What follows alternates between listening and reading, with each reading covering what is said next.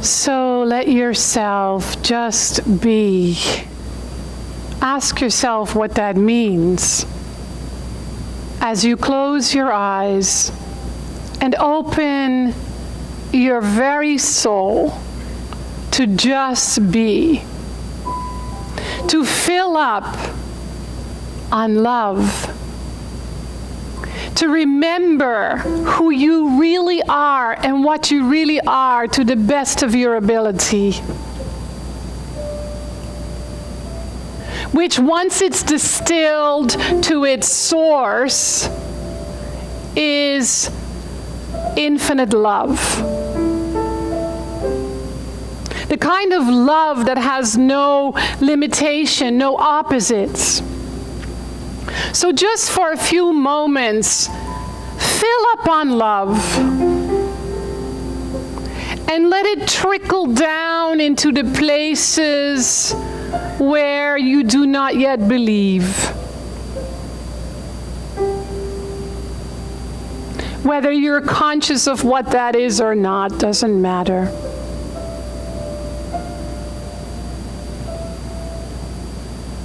Let it trickle down to where you cannot yet see it inside yourself.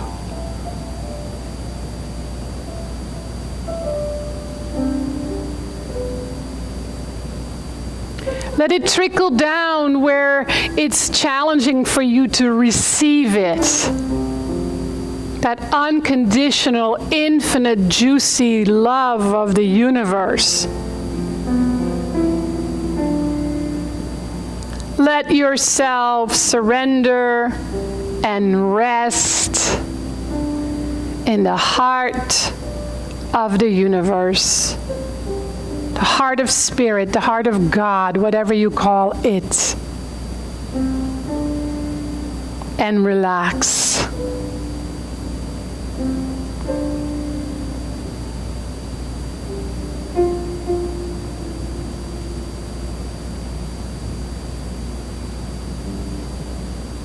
And just be.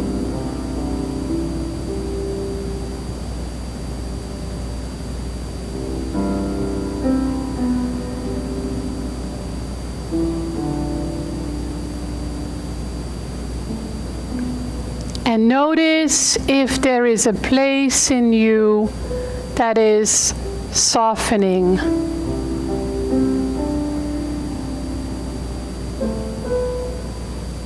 That is yielding. That is surrendering to the love that already is.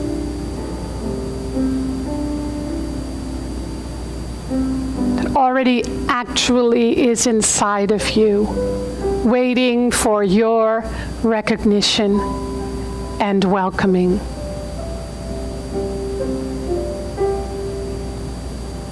So welcome love inside of you in a more conscious way, a more active way.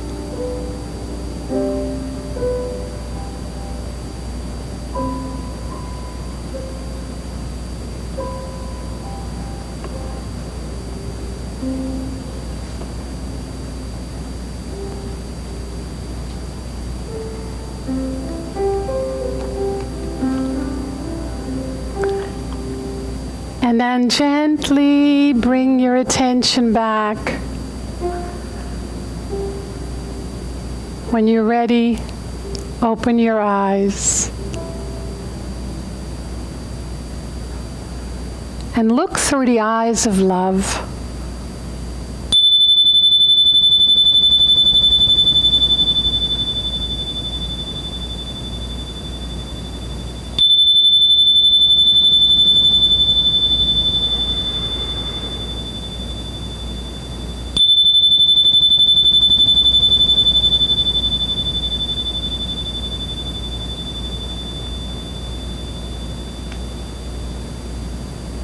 Good morning. Welcome to Center for Spiritual Living, Morristown. We're a spiritual community that goes beyond this space. Those who are on the beach right now, or actually the shore, vacation, home, spiritual practice.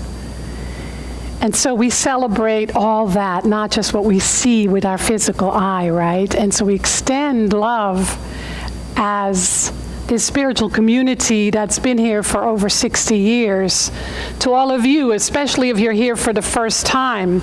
We are a spiritual community that's here to give and support you, to guide you, and to remind you how incredibly magnificent you are, how beautiful you are, inside and out, and what's possible by means of a spiritual teaching called the Science of Mind. I'm Frankie Timmers. I'm the spiritual director here, and John Pavlik is assisting me today as the assisting practitioner.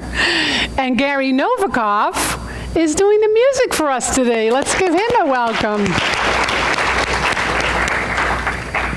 So what we do here the most is something called spiritual mind treatment, which is our word for affirmative prayer. So I invite you to close your eyes and receive this prayer as if it were your own. I know right here, right now,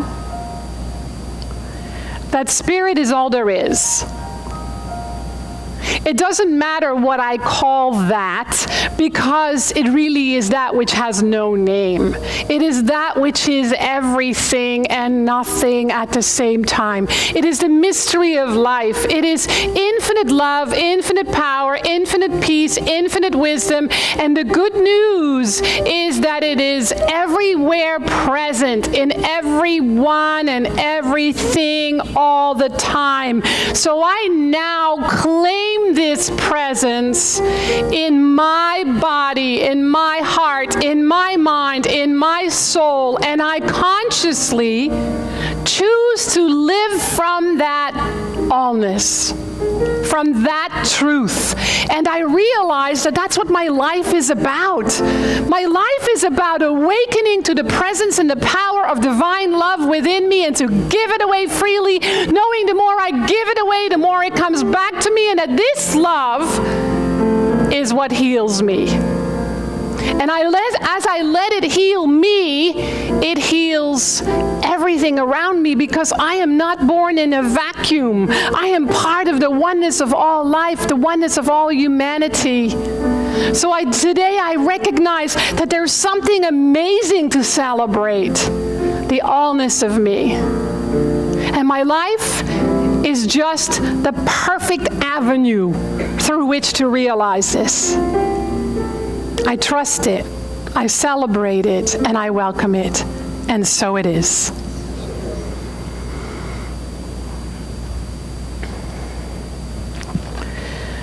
So, the topic today is for the sake of love.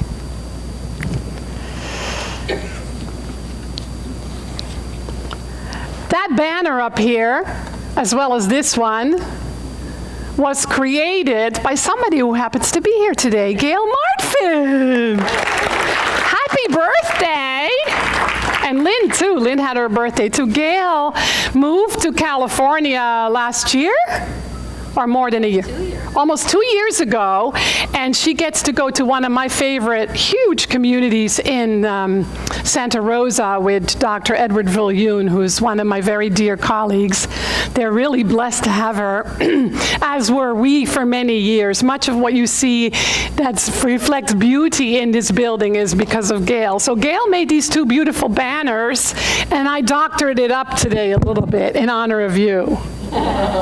Was that me? No. Because love is all there is the message of this teaching. The Science of Mind philosophy's main principle is that love, with a capital L, is all there is. Now you can all go home. Bye. Go live that. Really, it's that funny because it's that true. We love to complicate life and spiritual teachings, just so the ego mind can say, I can't do it.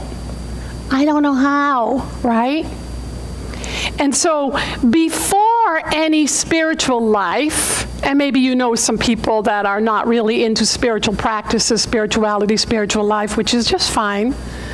But actually there was no before, because I've always connected to something greater than me. I just didn't have language for it until I found this teaching.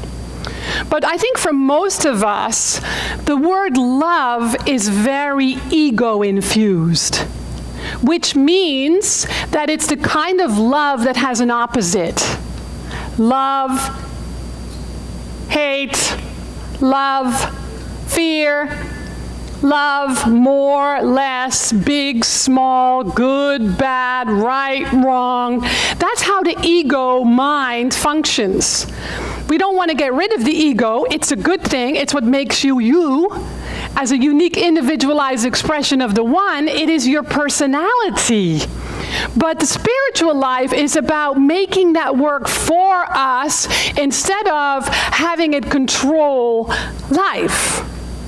Because as long as it controls life, we're going to be living in duality and we're going to struggle. And we're going to feel tormented because the ego self is very limited. It has to think in opposites because it loves separation. And it's very deceptive and it's very seductive. I have to have that, then I'll feel complete. That's the ego. The ego says there's never enough, fill in the blank. That's how it deceives us. That's how it keeps us stuck and tormented. And so what we teach in our teaching is this. Love is all there is. That's a different perspective. It's not over there in a place of separation. It's right here, right now. The only truth there is that love is all there is. If love is all there is, then you are love. Not 99% of you, or as some of you believe, 10, 20, 30, 40, but all of you. And so the spiritual journey is that. It is kind of like the ego sees it as climbing to the top, climbing to that place of living from the soul. Because the spiritual path says love is real, capital R-E-A-L. Love is unconditional. Love is infinite. Love is everywhere present. Hear me. Everywhere present. Inside and outside of you. So this love is showing each and every one of us where we don't believe that. And you all have your list. Whether it's anything in politics, anything in your family, anything in you, anything about your life, anything about your spouse, anything about your children, anything about your exes, anything about any condition. That is exactly the avenue for you to come here and to surrender to this infinite love that already is you, already is within you. You're already full of it.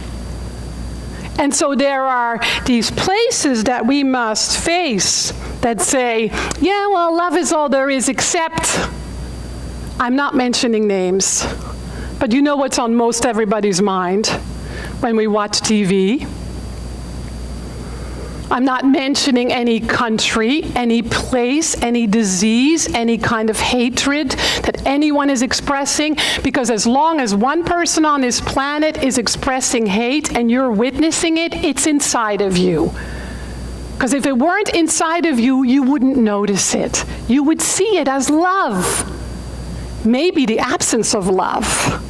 Maybe the need for love. And so that's why the spiritual path is so challenging, and that's why so many people don't dive in. It's just entertainment and pretend.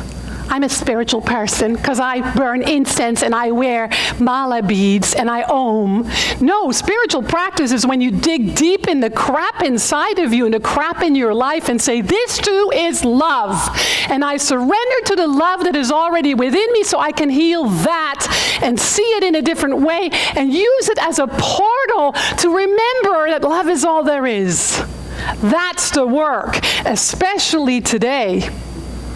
And so wherever we say love is all there is except how I was abused, except how I don't have enough money, except my warts on my toe, except for our political conditions in the world, except for hatred, except for whatever your except is your place to practice that truth.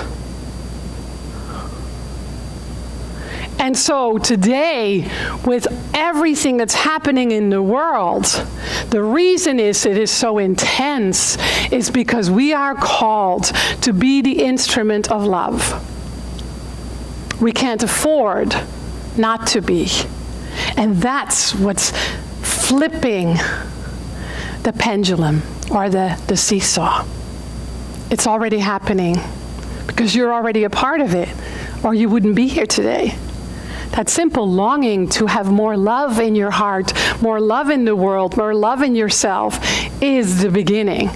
And then it's to practice it. And that means that we have to pay attention. Because what we're shown is what wants to grow inside of us, what wants to heal inside of us, what's possible, what needs to change, and what wants to change. And judgment is an aspect of hate. Just a reminder. For myself only, you don't need it. And so there's this beautiful practice in Christianity that I love so much, which is WWJD. You know that one? What would Jesus do? I love that one because I translated it for myself to what would love do. And I ask that question about 100 times a day. I have a little post-it in my organizer, WWLD, not WD, WLLD, WLD, WWLD, I mean.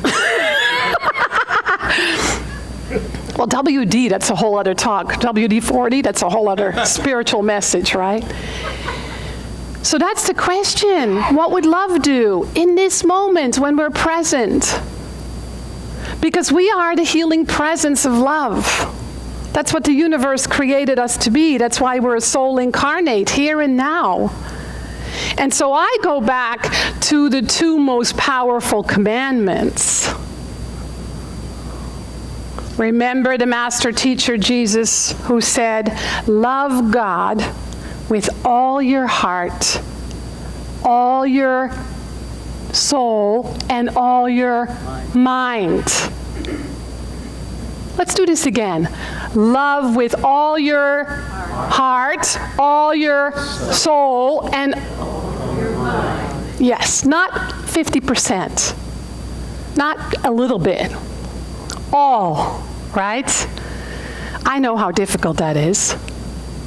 But he says, and love your neighbor as yourself.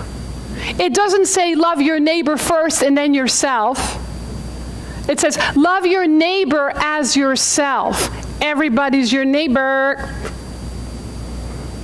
And you cannot love your neighbor more than you love yourself. So the practice of loving yourself starts within. Letting the love of God, which is just another word, love God, it's the same word, heal you. So our healing work then is really knowing that we have to look to self and ask ourselves, where am I having a difficult time loving? Whom am I having a difficult time loving? Where do I have a difficult time loving myself? When I have a physical challenge, the first thing in my mind is to hate it. because that's what the ego does, right? Love, hate. But if I look at the perspective from my soul, and the soul is love, and that's all there is, I can only love. So how do you love a condition, a disease? Just like you would love a stray puppy. Just like you would love the person you love the most in the world when they're hurting.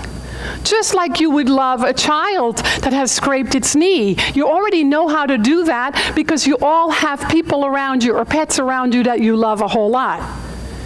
You just wrap it in your arms and you speak to it of gentleness and love and kindness. It's the same practice. You must love all of you. You must love the parts of you that seem unlovable, that are wounded, that are hurting, that judge the people around you, that feels fear and anguish because of what's happening in the world. It is love that transforms it, not hate. And so the places where we hate ourselves or others are the places where we need our own healing, where we need to let love flow through. The soul knows how to do that because that's all it knows to do. The ego says, oh no, I'm not. Because that part of that person is simply not lovable. So I'm not going to love them. We're all doing it. We're all doing it somehow, some way, to some degree, at some time. And so that is exactly the avenue through which we get to awaken. Because as long as we hold on to the opposite of love, we shall suffer. So we must love the part of ourselves that can't love yet. We must love the part of the self we won't love yet. And we all have a list. And so how do we do that? Well, we do it with love. And one way to do it is to do what you love. And then you do it for love. And I'm going to expand on those. I have a story to tell. A very simple story. But it's a story that's really deeply affecting me right now. I have a cousin, his name is Franz. We're namesakes in our family. His father, my uncle Janus, was a shoemaker in our hometown. And they had 9 children, like my parents did, or maybe 7, I don't remember. I'm not in touch with my cousins a lot. They're a very special family. I really have a very special family, and I see that more and more. How my cousins are just all amazing people. My cousin Franz was deeply enamored with the cartoon strip when he was a little boy called Tintin. In Holland, we call him Kuifje, which means that little curl on his head. And his favorite one was Tintin Goes to Tibet. He became obsessed and enamored with anything travel, anything far away, sacred, holy, mysterious places. In May, he turned 66. No, I'm sorry, in May this year, he was still 65. He just had his birthday this week. And he retired, and he made his dream come true. His dream was to bicycle to China from the Netherlands. 7,000 miles. Right now, he just crossed the border yesterday. So he is at the moment doing what he loves. It's a trip from May 15th till the end of October. They bicycled from our small town in the Netherlands through Germany, Austria, Slovakia, Hungary, Romania, Bulgaria. And then they took from Burgos, they left Europe via the Black Sea by boat into Georgia. From Georgia, they bicycled to Azerbaijan. And then they took the boat through the Caspian Sea to Kazakhstan, from Kazakhstan to Kyrgyzia into North China. And they did some bicycle and some, mostly, a lot of bicycle and some trains and boats. And then in China, they were going to go through some of the Silk Road cities to the most northern part of the Mongolian border, crossing the Great Wall into Beijing. So I'm so enamored by it because here is somebody who for 6 decades had a dream of what he would love to do one day, and he didn't give up, and he's now doing what he loves. Do you think it's easy? No, it's been pretty tough, but he shares the best parts of his trip. He hasn't shared once that he had a flat tire. I'm sure he had a few. He didn't share once of anything that wasn't right. He just turned everything into something good. See the good, right, Gail? So he's doing what he loves. So my question is, and you don't have to say it out loud, but listen to your heart. What do you love? What do you love? Do that. And when you have an excuse, go here. There are no excuses here. There's only love. There's only truth. There's only wisdom. There's only possibility. There's only the how-to that lives here. And so we pay attention. So down here you might be saying, I don't have time, I don't have money. So start. Take one step to doing what you love. And do it. Do it with love. How about doing everything with love? I can hear you think, my job, changing kitty litter, driving in Jersey traffic, paying bills. We have so many things that we are doing every day that we hate. Hate is hate. From the soul's perspective, to do everything with love becomes doing it for the sake of love, doing it for God. So if you do the dishes with love and pay your bills with love and care for your children with love and go to work with love, there is a healing happening. And sometimes it means that you're healed out of that thing that you don't enjoy doing so that you're free of it. I know so many stories where people hated their jobs, and the moment they decided to love it, they were offered a better job. Or they won the lottery. People who were ill and decided to love their entire bodies, and healing happened. People who struggled in relationship and chose to love that person no matter what. Of course, besides if there's abuse, then leave. Love that person because they're a soul.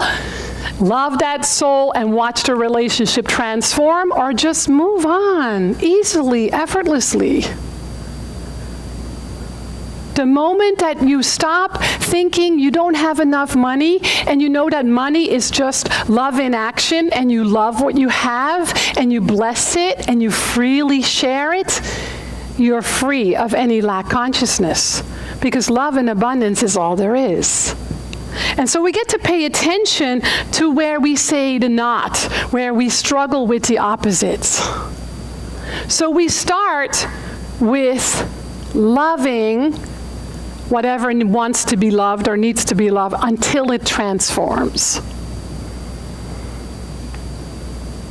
Do it for love. It's not about you anymore. It's about the entire universe. It's about God. It's about being part of the oneness of all life. One of the dangers that I have found in spiritual life or in spiritual teachings, and especially in American culture, is me, me, me, me, me. We got to flip that M around, because it's really about we. What I do to myself, I do to my brothers and sisters. What I do for myself, I do for all of humanity. I am one with all of life. I'm not separate. So we need to start noticing, and it doesn't mean you can't have desires for yourself. It just means that you have to be aware that you're part of a collective consciousness and that your consciousness affects the whole. It's about love. It's for the sake of love that we are on this spiritual path. So we can ask, what would love do? What needs to happen right now? What needs to happen here? And we can really listen and pay attention, because the beauty is the answer already exists and it's already in you. If you believe it isn't, ta-da, just turn to the soul, it knows. Then to be a space for love, wherever you go, whatever you're doing. I went to Island Spa in Edison on Friday, and a woman behind me was complaining because her and her daughter had lockers above one another, and it was hard to get in the locker at the same time. What a terrible problem to have. And I heard the woman say, "What a stupid heifer. She gave the two lockers one above the other." And I turned to her and I said, "Might be stupid, but calling someone names is really not necessary." And it just was automatic. And I was able to say it with love, without judgment, just to have her think for a moment that it's not necessary to call anyone names. Not even in our minds, we're adults. And so for a moment, she looked at me, and then she closed her mouth, and I saw her soften. Something happened, and I just turned away, because I was able to say it with love. So be a space for love, wherever you go. And then be grounded in it. Because if you're not grounded in love, what you are not grounded in becomes the magnet. So keep stepping back, remembering that you are love because you are a soul, you are a spiritual being. Love is all there is. The realm of opposite is just our school. It's just our learning ground. It's just a place where we get to heal and to remember who we are here to be and what we are here to do. I received something in the mail from my wealth management company. I love that they changed it to that word. Instead of my financial advisor, now it's the wealth management. And they send me these. My solar eclipse glasses. There's a lot of hoopla for me about it. It's like, okay, solar eclipse. But I decided to have a solar eclipse of the heart. Somebody should write a song about that, don't you? So I invite you to really think about that, because in the New Age world, they're saying the solar eclipse is very significant. I don't do a lot of New Age stuff. I just don't have time and energy for it. It's just a distraction. But sometimes it gives me a message, and the message here is that it's a time for a big change. And the change that is already happening is we have made a shift in the collective consciousness of the world. And that shift is we're at a tipping point, and we're turning into love. And so we have to align ourselves with that love. So the personal experience for you can be having an eclipse of the heart, choosing love in ways and places where up until now, it's not been possible to you or been difficult, which means you just have to say yes and surrender to love. You ready? Okay, let's listen to Gary's music.